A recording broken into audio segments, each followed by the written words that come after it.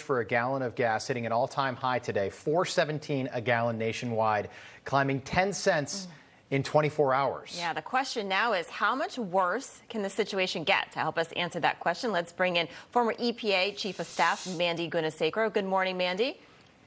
Good morning. Mandy, great to have you on. Joe Biden's first day in office, Donald Trump's last day in office, gas cost $2.38 a gallon nationwide. We are less than 15 months later. It's up $1.79 a gallon to $4.17 a gallon. What happened? How did we get here so fast?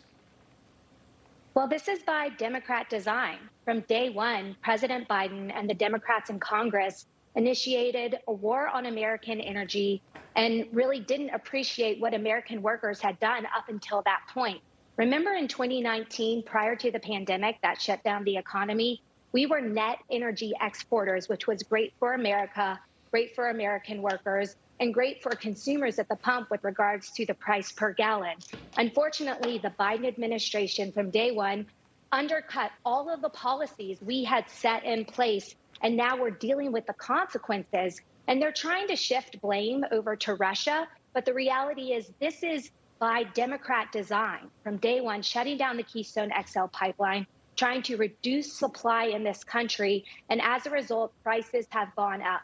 They actually like high gas prices because they're trying to force Americans to accept alternatives like electric vehicles and other forms of energy, which on its face aren't necessarily bad, but you can't just force Americans this fast and furiously to that. And doing so while depressing American energy workers' role and starting to rely on foreign dictators, that's created what we're all dealing with today. Yeah, Mandy, we have a comparison of March 2020 to 2021. We know how we got here, right? But how do we stop this? Well, the midterms are going to be really important. Voters need to remember going to the polls that right now Democrats have the levers of power in the White House, in the Senate, and in the Congress. We can change that. We have a chance to shift the leadership dynamics in the House, the leadership dynamics in the Senate, and it's important because that will be a huge check on this administration's right now unbridled power to push policies that are devastating to the American people. So voters need to really remember this going into the polls later this year. And in the meantime, it's pushing back against the administration, calling in to Democrat members of the Senate, especially members like Senator Manchin and Senator Sinema, and letting them know how these high gas prices are making life so difficult so they can push back against members of their own party. You know what, by the way, I appreciate you bringing up that point. That's a great point. Just the old-fashioned way of calling your congressman or calling your senator, because a lot of these politicians spend so much time in the swamp. Think about it. Joe Biden got elected to the Senate in 1972. They spend so much time in the swamp that they don't actually get out there and talk to regular people. They don't talk to voters. They don't talk to their constituents. That can make a huge difference.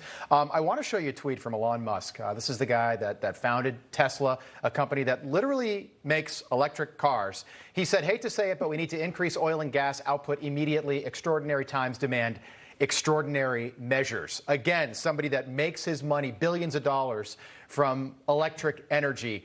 What does that tell you about where we are as a country right now? Well, it shows that Elon Musk understands the broader economics. Even if you make electric vehicles, you understand that a lot of the pieces are made using reliable and affordable energy that comes from fossil-based energy sources, of which we are abundantly blessed in this country. So I think he has that big perspective. I'm actually loving his tweets because he's really calling out some of the false information and misperceptions of current leaders in the White House and across Capitol Hill. And people forget that electric vehicles are coal-fired. So that's involved in the process as well.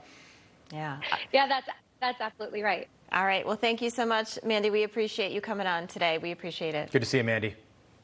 Thanks for having me. Of course. And